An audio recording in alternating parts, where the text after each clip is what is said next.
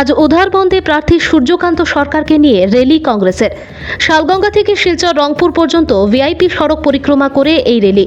কয়েকশো বাইক ও গাড়ি সহযোগে র্যালি চলাকালীন কর্মীরা স্লোগানে মুখরিত করে তোলেন। হুডখোলা সুসজ্জিত গাড়িতে দাঁড়িয়ে ভিআইপি সড়কের দুপাশে দাঁড়ানো জনগণের আশীর্বাদ চাইলেন শিলচর লোকসভা আসনের কংগ্রেস প্রার্থী সূর্যকান্ত সরকার।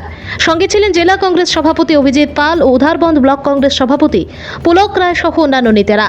এর আগে শালগঙ্গা টিকিট পয়েন্টে জেলা সভাপতি অভিজিৎ পাল সংবাদ মাধ্যমের সামনে বক্তব্য রাখতে গিয়ে বলেন, এবার শিলচরের দলীয় প্রার্থী সূর্যকান্ত সরকার 1.5 লক্ষ ভোটে জয়ী হবেন। বিজেপির মিথ্যে প্রতিশ্রুতি জনগণ আর বিশ্বাস করতে পারছেন না। মুখ্যমন্ত্রী শিলচর আসে নিয়ে ভয় পাচ্ছেন, তাই নির্বাচনী প্রচারে 4 বার এসেছেন। এমনকি কেন্দ্রীয় স্বরাষ্ট্রমন্ত্রী অমিত শাহ পর্যন্ত আসতে হচ্ছে শিলচরে, বলেন অভিজিৎ। তিনি এও বলেন, উধারবন্দের মানুষ এখনও কংগ্রেসকে বিশ্বাস করেন, তার প্রমাণ পাওয়া যাবে গণনার পর।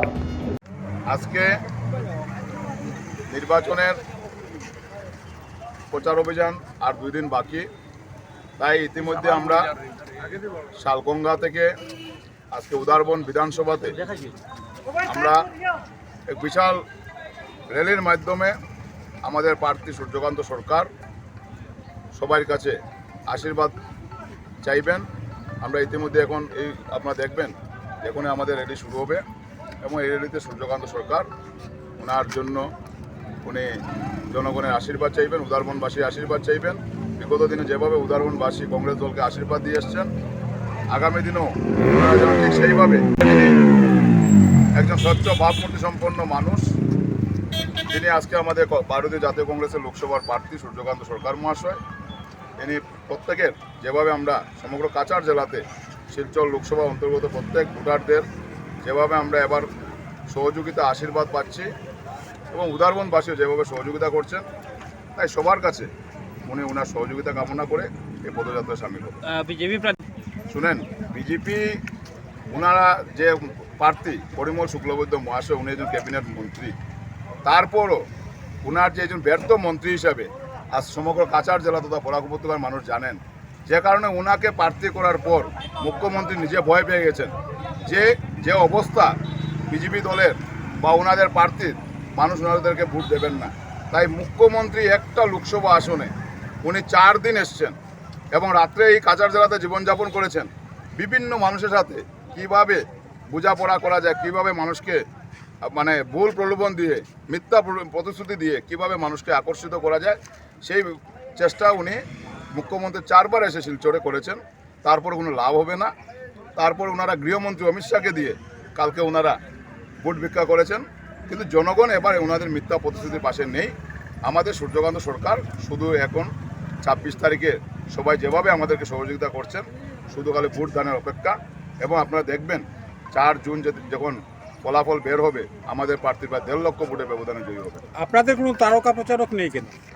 তারকা প্রচারক দেখেন, কংগ্রেস প্রার্থী অনেক শক্তিশালী, মানুষ কংগ্রেসের পাশে আছে, জনগণ কংগ্রেসের পাশে আছেন। সেই জন্য কংগ্রেস প্রার্থীর সাথে কাছাড় জেলার জনগণ আছেন, কাছাড় জেলার সম্মানীয় ভোটাররা আছেন। তাই তারকা প্রচারক যে জায়গাতে দুর্বল, সেই জায়গাতে তারকা প্রচারকরা গিয়ে জোট দেন। কিন্তু আমাদের এখানে প্রার্থী অনেক শক্তিশালী, প্রার্থী অনেক ভদ্র, স্বচ্ছ ভাবমূর্তি থাকা সম্পন্ন মানুষ এবং মানুষ বের হয়ে আসছেন ঘর থেকে। এবার আমাদের শক্তি হচ্ছে আমার জনবল, ওনাদের জনবল, আমাদের জনবল। আমাদের সেই জনবলের সাথে ওনারা জনবল দিয়ে পারবেন না। 10 বছরে ওনাদের এত জুমলা কথা শুনেছেন, এত ওনারা মিথ্যা প্রতিশ্রুতি দিয়েছেন, যে এখন বিজেপি দলের ওনাদের সত্য কথা বললেও মানুষ মিথ্যা হিসাবে ধরে নেয়। ডিপ উঠার সমস্যাটা হচ্ছে এটা মানে আইনের সমস্যা, সেটা কোর্টের ব্যাপার। মুখ্যমন্ত্রী কীভাবে কোর্টের ব্যাপারটাকে উনি হস্তক্ষেপ করে শেষ করে দেবেন? ওনার যদি শেষ করার ছিল, 5 বছর ওনারা ক্ষমতায় ছিলেন, তারপর আবার উনি মুখ্যমন্ত্রী হিসেবে আরও 3 বছর, 8 বছর ওনারা রাজ্যে ক্ষমতায় আছেন। এতদিন ধরে কেন ডিপ উঠার সমস্যার সমাধান করা হলো না? এতদিন কেন এত মানুষের প্রাণ গেল এই ডিপ উঠার সমস্যা নিয়ে? অনেক মানুষ সুসাইড করেছেন ডিপ উঠার সমস্যা নিয়ে। আজকে কেন ওনারা শেষ করলেন? এখন নির্বাচনের সময় এসে ওনারা আবার মিথ্যা প্রতিশ্রুতি দিচ্ছেন মানুষকে। দেখুন, তৃণমূল কংগ্রেস সম্বন্ধে আমার কোনো মানে কথা বলার কিছু নেই, কারণ তৃণমূল কংগ্রেস আমরা দেখি যে টোটাল শিলচর সমষ্টিতে 6 জন প্রার্থী দাঁড়িয়েছে। 6 জন, সরি আমার ভুল হয়েছে, 8 জন প্রার্থী দাঁড়িয়েছে। 8 জন প্রার্থীর মধ্যে মানে 2 জন হচ্ছে ভারতীয় জাতীয় রাজনৈতিক দলের প্রার্থী আর বাকি 6 জন হয়েছে নির্দল প্রার্থী। তো এই নির্দল প্রার্থীদের সম্বন্ধে আমার আলোচনা সমালোচনা করা কিছু নেই। একটা কথা খালি বলবো, তৃণমূলের যিনি নেত্রী সুস্মিতা দেব, ওনাকে আপনাদের মাধ্যমেও আমি ওনাদেরকে চ্যালেঞ্জ জানাই, যদি ওনার ক্ষমতা থাকে, ওনার যদি নিজের পাওয়ার তলে মাটি থাকে, ওনার যে নিজের বুথ সেন্টার নিত্যময়ী স্কুলের 2 নম্বর কোটা, সেখানে যদি উনি কংগ্রেসকে যদি দিতে পারেন, টেক্কা দিতে পারেন, তাহলে আমি নেত্রী হিসাবে ওনাকে মালা পরাবো। নিজেই উল্টাপাল্টা বকাবকি শুরু করে দিয়েছেন।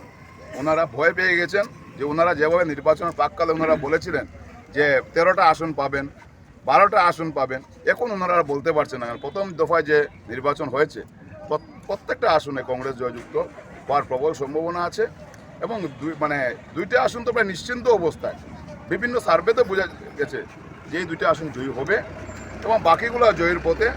আপনারা দেখবেন যে 14টা আসনের মধ্যে কংগ্রেস দল ভালো ফলাফল।